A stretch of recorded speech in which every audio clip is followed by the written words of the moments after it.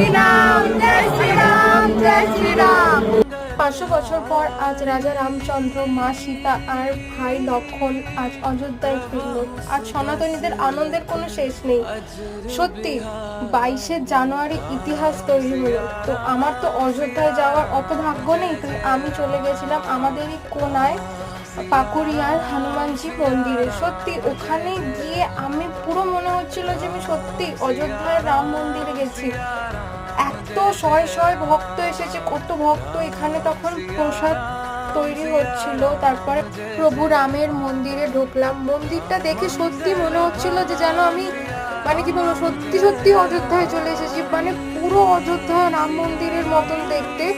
তারপরে মন্দিরে ঢুকলাম। মন্দিরে ঢোকার পর আর ক্যামেরা অ্যালাউ ছিল না বলে আমি আর ক্যামেরা করতে পারিনি। তো এইখানে প্রত্যেক দিন যজ্ঞ হতো। দেখো মনে হচ্ছে না যে রাম মন্দির। তারপরে